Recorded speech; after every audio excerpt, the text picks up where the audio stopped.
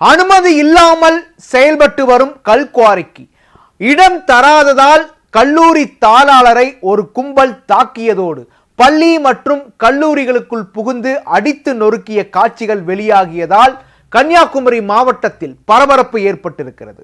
திமுக பிரமுகர் உட்பட 8 பேர் மீது வழக்கு பதிவு செய்யப்பட்டிருக்கிறது. நடந்தது என்ன?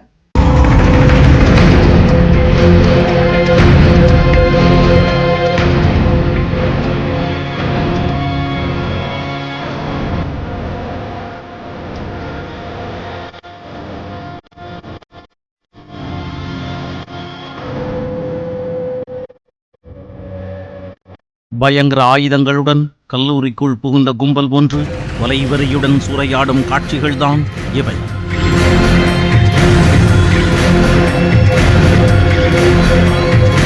சம்பவத்தில் திமுக பஞ்சாயத்து தலைவர் உட்பட 8 பேர் மீது வழக்கு பதிவு செய்யப்பட்டுள்ள நிலையில் நடந்தது என்ன?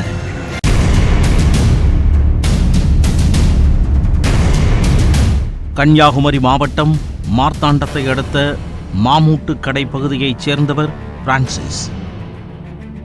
இவர் அதே பகுதியில் RPA என்ற பெயரில் பள்ளி கல்லூரிகள் ஒருங்கிணைந்த கல்வி நிறுவனங்களை நடத்தி வருகின்றார்.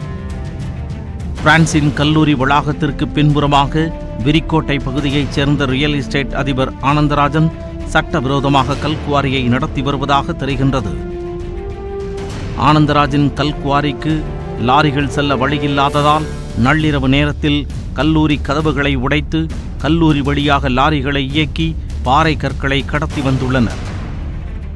லாரிகள் அத்துமீறி கல்லூரி வழியாக செல்வது தொடர்பாக பிரான்சிஸ் ஆனந்தராஜிடம் கேட்டுள்ளார்.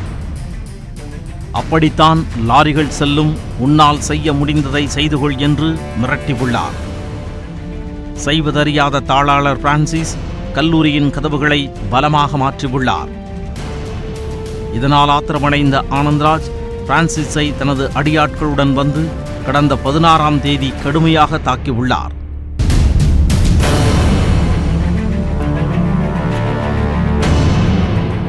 இதில் கடுமையான காயமடைந்த பிரான்சிஸ் சம்பவம் தொடர்பாக மார்த்தாண்டம் போலீசாருக்கு புகார் கொடுத்துள்ளார். இந்நிலையில் புதன்கிழமையன்று இரவு பிரான்சிஸ் கல்லூரி வளாகத்தில் நடக்கும் கட்டடப் பணிகளை கவனித்து வந்துள்ளார்.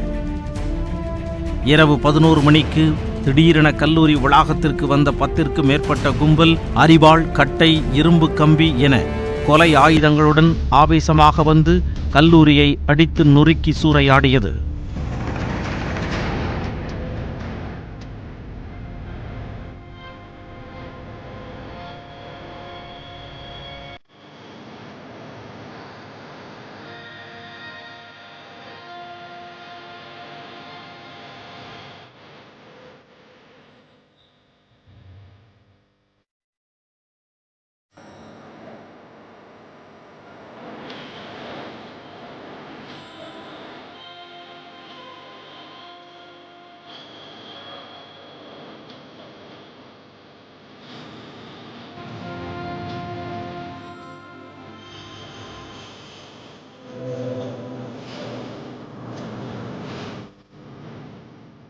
சம்பவம் தொடர்பாக பிரான்சிஸ் கொடுத்த புகாரை தொடர்ந்து வழக்கு பதிவு செய்த மார்த்தாண்டம் போலீசார் ஆனந்தராஜன் மற்றும் அவருக்கு உடந்தையாக இருந்த திமுக பஞ்சாயத்து தலைவர் ராஜ்குமார் மீது வழக்கு பதிவு செய்து விசாரணை நடத்தி வருகின்றனர்.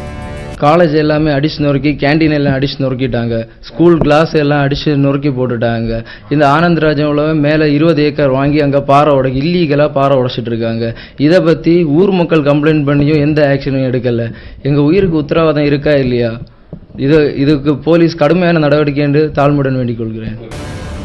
நில அபகரிப்பு கும்பல் தனியார் கல்லூரியில் புகுந்து சூறையாடிய சம்பவம் அப்பகுதிகளில் பரபரப்பை ஏற்படுத்தியுள்ளது.